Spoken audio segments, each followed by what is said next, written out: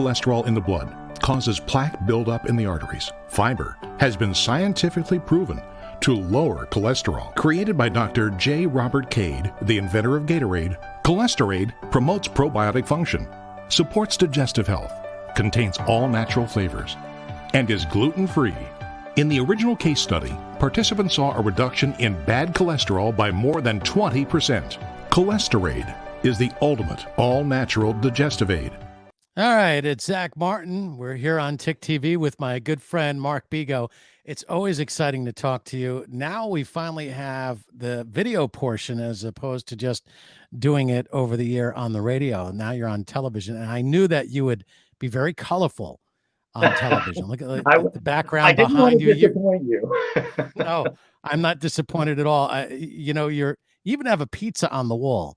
You must really love pizza. Yeah. I love before pizza. We go any, I'm Sicilian, of course I love pizza. I can actually eat pizza every day without a problem. I'm that way with pizza and pasta all the time. If I had only one thing I could eat every day, it would be pasta.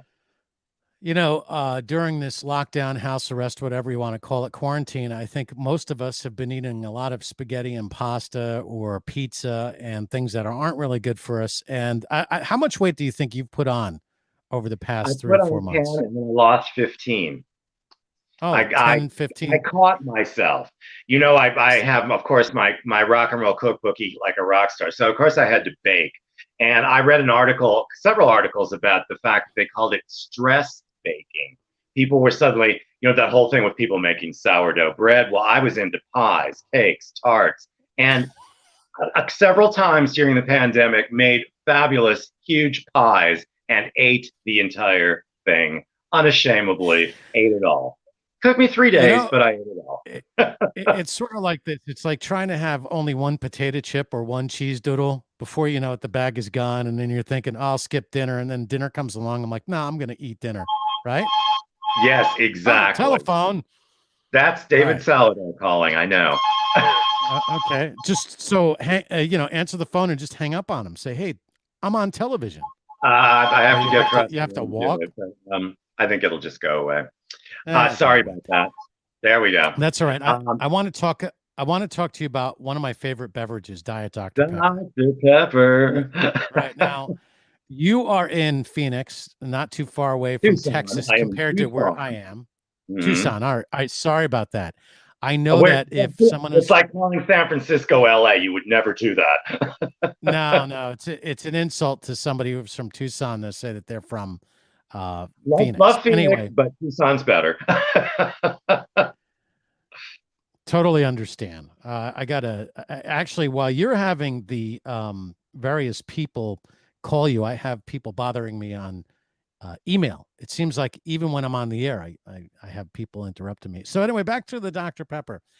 I have about 3 or 4 cases here in New York. It turns out in Texas that there's a shortage of Dr. Pepper due to the current COVID-19 situation. So I want to float this out there. If you're listening or watching in Texas and you need some Diet Dr. Pepper, this fabulous stuff, which is cool and crisp and refreshing, I will sell it to you at an exorbitant rate per case because that's how we do it in America. It's the American way. That's it. Tell us some of the books that you've written over the years, and I have a series of other questions I want to ask of you just to catch up with you and find out what you're up to these days. Well, most people know me from my New York Times bestselling book on Michael Jackson that came out in the 80s called Michael with an exclamation mark. That, of course, came out when he caught his hair on fire, and I sold 8 million copies in 8 languages. I'm waiting for another boom like that. Then my next one was Leonardo DiCaprio, also New York Times bestseller list. But I have always loved music and movies. So I've done movie books and TV books. I did Linda Gray. I did Rock Hudson. I've done Sade, Whitney Houston, Julian Lennon, Billy Joel, Elton John, Aretha Franklin, Madonna, Cher, Bette Midler, Tina Turner.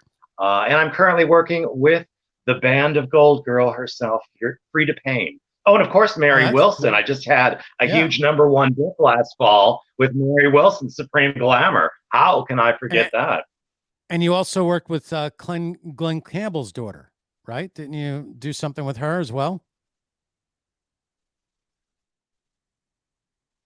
I worked with Glenn Campbell's daughter, Debbie, on her book, Life with My Father. Yes, Yeah. So, which was quite an great, array. great fun. In Well, fact, we're talking about a possible movie. There's talk about it. well, Knock on that would be wood. great. I'll play Glenn Campbell.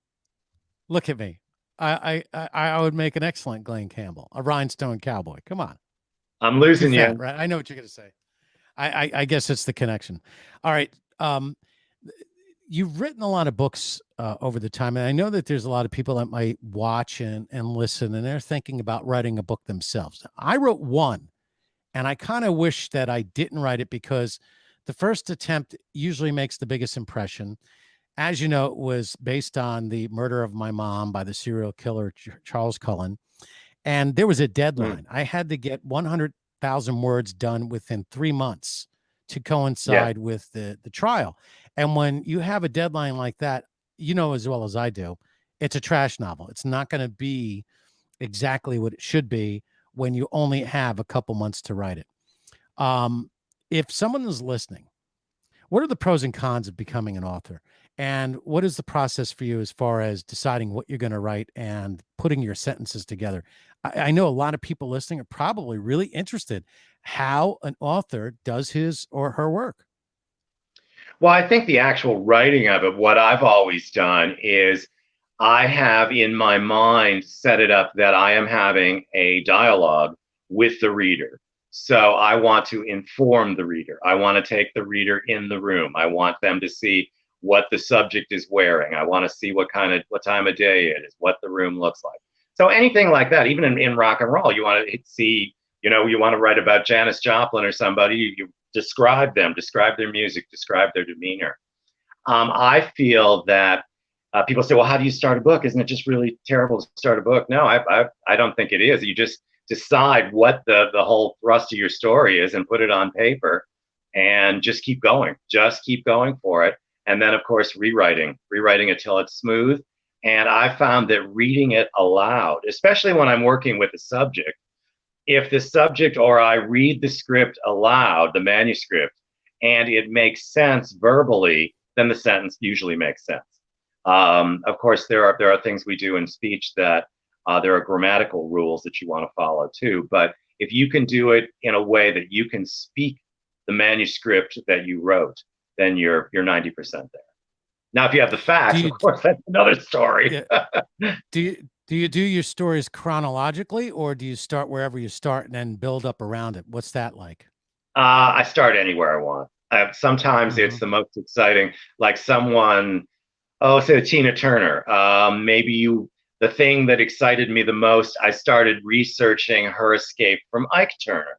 That fascinated me the most because that was going to be a crucial element. And then once I got those in place, then I could go back to the beginning and tell what her psychological makeup was, what her situation was, and relationships with men. Did she often go with abusive men? Did she fall into this? Did she know that Ike was abusive? All kinds of things. So then you start to answer these questions, and I bounce all over the place with a Yeah. book. Say with Frida Payne, I interviewed her for hours and hours, and of course you don't tell stories in chronological order, so it becomes like a big jigsaw puzzle where you have all the pieces together and then you arrange them in a logical fashion. Have you ever had writer's block? And if so, how do you get out of it? I don't even know what that is. Have never had it. If you want to Really? write Seriously? something, write it. Uh, I well, mean, that's all right. I know that sounds terrible, and it doesn't. I don't mean it sounds snobby, but it's sort of like when I have a story I'm burning to tell. Get me, either the laptop, the tablet, or a pen and paper, or a napkin and a pencil, or whatever it is. I have jotted more great ideas down on cocktail napkins at a bar, and Mhm. I'll go through my pockets and go, "Oh, that is a great idea." So however it is, whatever your technique is, I find just tell the story. If you got a story to tell, just jump in and start telling, and then work out the details. I think for me personally, I'm in such a 30, 15, 60-second world that when it comes to writing something that might take longer than 60 seconds, I run into trouble because I've always been succinct and directly to the point, and I don't like to be too overly I guess descriptive, because I feel it robs the imagination of the person who is reading it, so that they can't put in what's in their mind. But that's the biggest problem that I have. The other thing that I've always noticed for myself is I am a little shy when it comes to my grammar and spelling.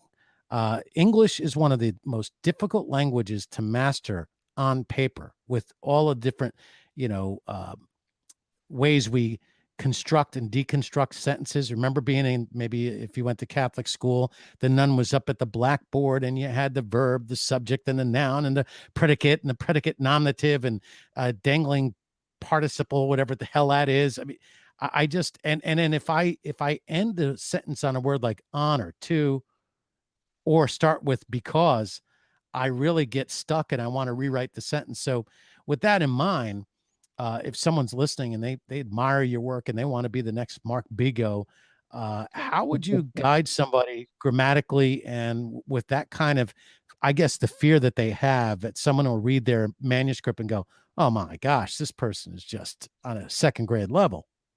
And I've read manuscripts like that. I've had people send me manuscripts. I'm like, what are you saying here?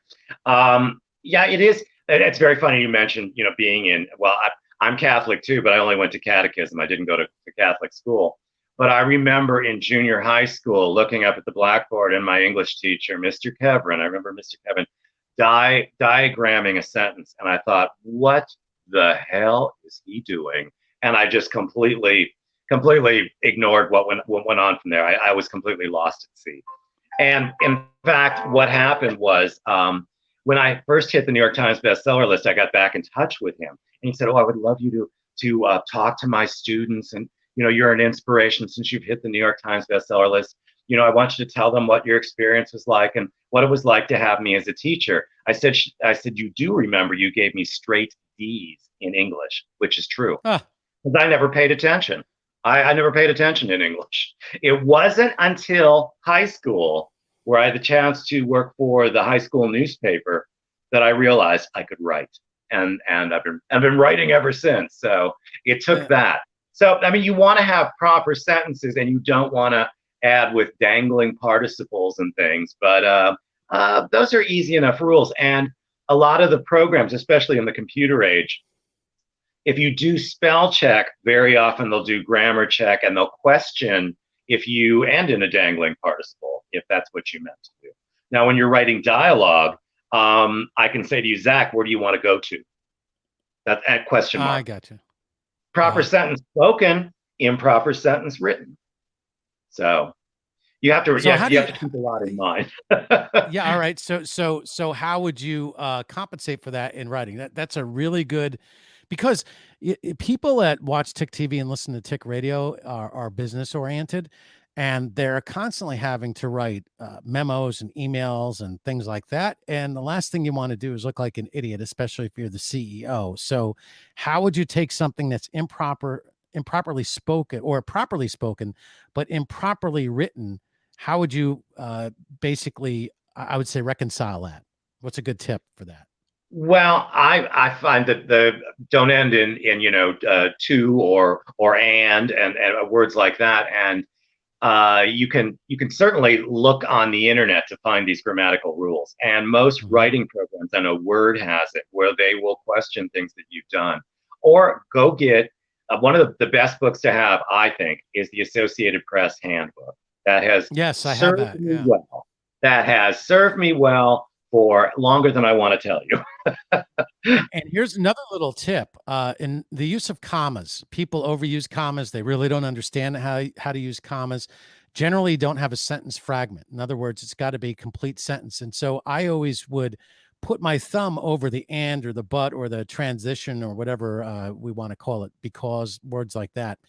And if it was an incomplete sentence on one side or the other, I would fix it so that it was a complete sentence, just to generally keep me grammatically correct, especially when the letters are really important. Exactly. And one thing that always blows people's minds, comma or semicolon. And there is a Yeah. proper place for all of them. Yeah. I have traveled the world with Mary Wilson. We have gone to colon, Detroit, comma, Michigan, semicolon, Cleveland, comma, Ohio, semicolon, and Dallas, comma, Texas, period. So there are places where colons go, and there are places where semicolons go, and that's a rough one. Associated Press Yeah. guidebook. I generally will use a semicolon when it's two independent clauses that I want to stick together. Yes, exactly. It's great talking to you, Zach. Zach and I always have a great time talking. That would, if that way, if I Right. made that into a sentence, semicolon would go there because they're both sentences, both on both sides of the semicolon. But Believe it or not, if you're listening, well, I was just going to say, you and I always talk at the same time. I was just going to say that this is really helpful to the listener and the viewer to give you kind of a guide on little things, little tricks you can do to have, well, I guess to improve your writing skills. And also less is more. You don't want to really put too much, because especially in the email world, people don't right, get past the third or fourth line. Didn't you read the exactly. email? Oh yeah. Did you read the whole thing? No, I kind of got the gist at the top. So make sure, especially when it comes to emails, to get the most important part of that email right at the top or as quickly as possible. I'm going to tell you something that I want you and all your listeners to keep in mind. The journalistic Associated Press way to do it, when I went to journalism school, the entire story has to be summed up in the first sentence, period. And Great. then you go into detail after that. Because most readers, after the first sentence, if they don't like the first sentence or what you said in it, they're either going to go on or not go on. The first sentence is very important, and you should state exactly where you're going. Right in the first sentence. With that in mind, be very careful on social media before you comment on the headline, because the headline might be a little, let's just say, a misdirect to get people to respond, so that they already pass the story around, and before you know it, they've passed something around that they completely disagree with, or they're making arguments about something and they have no idea what they're fighting about. So it's just a little thing to, yeah. Exactly. Well, headlines are meant to grab your attention. I mean, that's writing. Right. I love writing headlines. I love journalism, and I love books, and I love working for magazine companies or putting together magazines for companies. And I love doing the headlines. I think that's the most fun. You can have the most fun with headlines, and then you can set the tone. Yeah. If now, see, for me with newhdusa.com, which is a new site that I have, I'm generally putting together some real new for me as being like a rock journalist, if you want to call that. When the Rolling Stones have a new song coming out, I don't want to vocalize the tricks of the trade, how we do that, because you have to do cookie cutter, and it's like meatball surgery. You have to get it in, get it out, and get it fast, and get it up, and make sure you got most of your facts right. And then maybe if you see something wrong down the road, you can make the changes, but you also have to freshen it up using your WordPress with perhaps videos and pictures and stuff like that. So there's an art form into that side of it, which if you're going to be successful, especially in mass media these days, you can't be in one medium. You have to be able to expand your horizon, especially during lockdown. You have the ability to learn different things. Like I'm doing this TV stuff for the very first time in my career, where I'm actually putting effort into it, teaching myself this and that, learning WordPress. You jump out of the norm by writing about things that might not be your regular subject matter, such as, and one of my favorite things that you've written is the cookbook stuff. Oh, like a rock star. I love that kind of stuff. Thank you. Why don't you tell us, for the go-getter, and for someone who is, let's just say, up and on the go and never stopping, some easy little recipes. I'll give you the ingredients. Let's pretend like we're in college, because we all this is like Chopped. Okay, what am I going to make out of this? Right. Okay, so you have a box of macaroni and cheese, Kraft macaroni and cheese. You have some tuna, You Okay. have you got some peas that are in the Yes. can, and maybe even some red beans. So you're looking around, and then maybe you got some breadcrumbs in the mix. So tell us what you would do with that combination. Even potato Red chips and beans. Well, pretzels. beans and potato chips and pretzels. And I'm supposed to use all ingredients. Okay. Well, No, no, no. that You that I don't could have to. do. All right, but Obviously. I'm just pretend like you're looking in the cabinet, Oh, okay. Well, and all right. here's what you I think have. you're going mac and cheese. All right, yeah. Well, you got mac and cheese, you got tuna, you've got potato chips, you got pretzels, you got some breadcrumbs, you got I'd say, peas, you got beans. Go ahead. I would. I'm thinking for a moment. I might take the macaroni and the beans. And did you say peas? A can of peas, or Yeah, was you it got cans of frozen peas or peas, right? whatever? And tuna, you got whatever. Let's see. On tuna. Well, I'd make a pasta salad with tuna. That would be one thing. Or if you want to go cheese, now here's something. Some chefs have an absolute meltdown if you serve cheese and seafood together. However, what do you think chicken a la king is? It's a cream sauce. Right. It's got Yeah. cheese. It's like if I get a pasta dish, and my favorite pasta dish to order in a restaurant, especially if I'm in the south of France or northern Italy, is to get seafood on pasta, and I will always put cheese on it. So that it's like it's what your taste is. So with our ingredients, I think I would mix the tuna in there and make mac and cheese with tuna. I would crunch Yeah. up a bunch of potato chips and make a crumble top and bake it at 350 for about 35 minutes, and I bet it's fabulous. Oh That's yeah, my definitely. That recommendation. you know what? That's exactly what I would have done. The same thing here. All right, let's do another one. I'm going to tell you something Uh, too, you, because we're talking yeah. coronavirus and cheese and whatever. I've like re-embraced the concept of nachos. I constantly have tortilla chip and cheese here because you can put anything on nachos. I got to be honest. I have a hankering for Corona beer now. All this talk of Corona, I just Ah, want to have a. I put up a funny meme where there was a Corona. This is in the height of the lockdown here in New York City. We were driving up in New York, and I saw a Corona truck, and it was basically the scene with the Corona on the beach. And I'm like, I take a picture and I put it on Facebook. People were just rolling because what do you do with that? I was asking, what do you do with this? What am I supposed to do here? Corona with a lime on the beach. We're on lockdown. I love it. I love it. I think a lot of us, especially in lockdown, have tapped into our creative culinary skills just by the sheer fact that we're trapped in our apartments or houses or wherever we're at, our Winnebago or wherever we're living. So, I think that it has been good and challenging in a way because it's forced all of us to maybe plan out what's in the freezer. It's another kind of lockdown. Maybe you want some frozen chicken in that freezer. Maybe you want some ground beef. I mean, I certainly started to stockpile. People were stockpiling toilet paper. I was more worried about pasta and ground beef and ground turkey and chicken and shrimp. I always have a frozen bag of shrimp in my freezer. So those are a couple of my tips for the pandemic. Well, we were really getting into the whole. Uh, I was doing more. I guess you might say vegetarian because I was trying with all my might to like lose a little bit of weight during the How'd that lockdown, go? How but did that go? it's not going well. But I would see there's on top of all of that, as you know, I'm an Orthodox Christian, and we have ways of what we call fasting, and we're getting into another one of those fast periods where it's all vegetarian, and you got to stick to the vegetables. You can have as much bread as you want. So that's why you see people like that go through their fast and sometimes actually gain weight because it's too many carbs.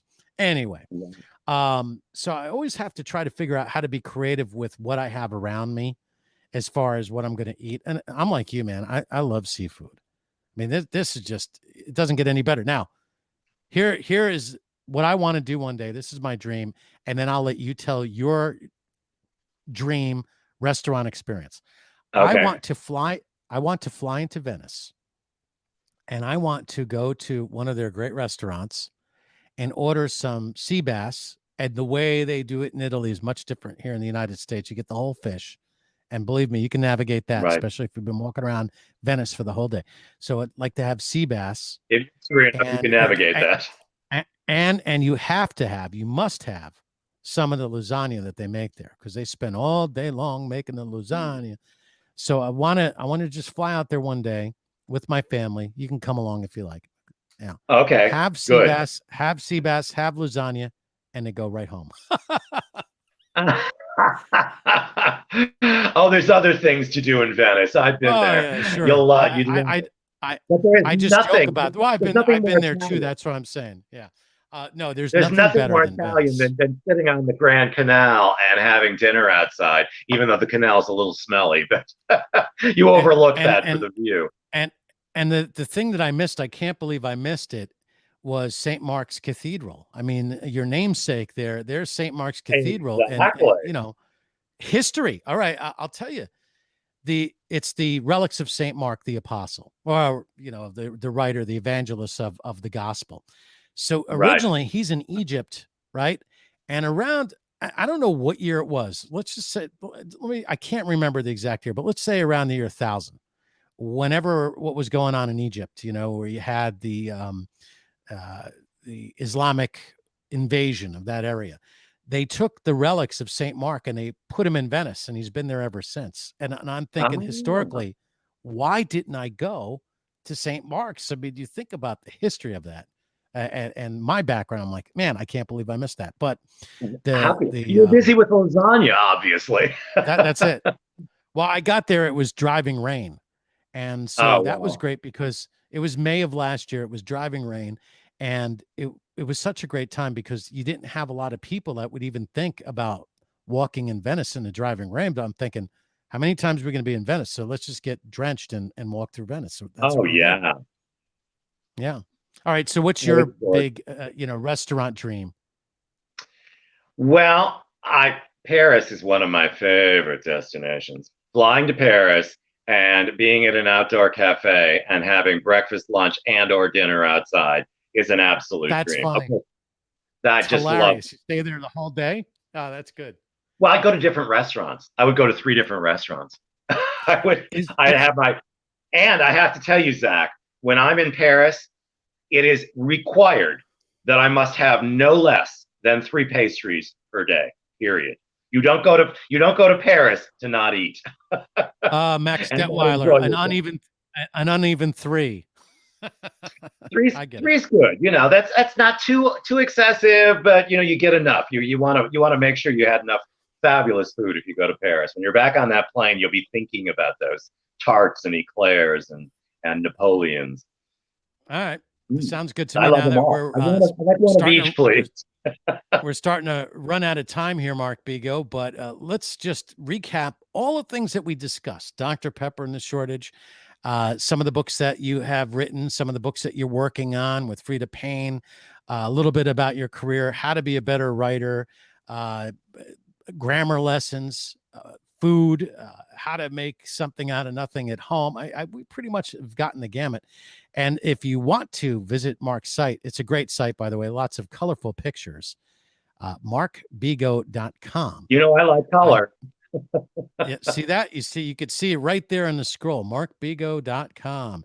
On your site, can people I love actually it. buy your books and whatever thing you got? Can they buy it there? It will take them if you go into the book section. Well, actually, any of the sections, and you click on the book covers, it will take you to either Amazon or BarnesandNoble.com. Mainly And Amazon, but Barnes and Noble. Love my Barnes and Noble too. yep. And if you're a fan of Mark and you want to contact him, there's a contact page at markbego.com. Right? Absolutely, absolutely. And Absolutely. don't forget AP style book and my cookbook, Eat Like a Rock Star. Those two books will get you through the pandemic. Eat Like a Rock Star is a must-have. The AP book, you can look that up online. You got to have Eat Like a Rock Exactly. You can Star, do though. that. Before I leave, Thank and I you. was just thinking of this. One final question. Oh, and actually, I it don't comes know out in about you. paperback November. Go What's ahead. that? What comes out It in comes out paperback? in paperback on November Oh, of okay. 2020. All right. Sorry. Here's my deal. Here's my no, so you don't have to apologize. Here's my deal. I really don't like reading books on Kindle. I need to have the book, right? I need the tactile interaction to really absorb the material. If I don't really care about memorizing what I'm reading, then, online or, digital format's fine. But I really, really must have the book. And let me tell you that the great part about having a book, when you think about it, it's modern technology. What do I mean by that? It requires no batteries. All you need is some light. And if the lights are out, get some candles and read the book by the candle. So, I agree. my I little thing. couldn't agree more. I couldn't agree more. I have been, real quick story. I've been trapped in an airport overnight, and all I have was a Kindle to read. And I get to a really good part in the book, and it's 3 o'clock in the morning. The battery dies. You Yeah, do of not have to course. plug in a book. You don't have to plug in a book. That's right. Well, thank you very much, Mark Bego. We'll have you on again because I really enjoyed talking to you. We always talk more about other things going on than what we originally scheduled to talk about, which is that's what makes it so much fun for me. I don't Oh, know well, about thank you, you. It's but always a pleasure to visit with you, either in person or via Skype or whatever process we get through. We always have a good time together, you and I, Zach. let's regroup in a couple of weeks. But next time, get Debbie Campbell on with us. That'll be a lot of fun. Oh, now that would be fun. That would be a Yeah, lot of fun. we'll have a Tick TV party. Exactly. To you and two Arizonans. I love it.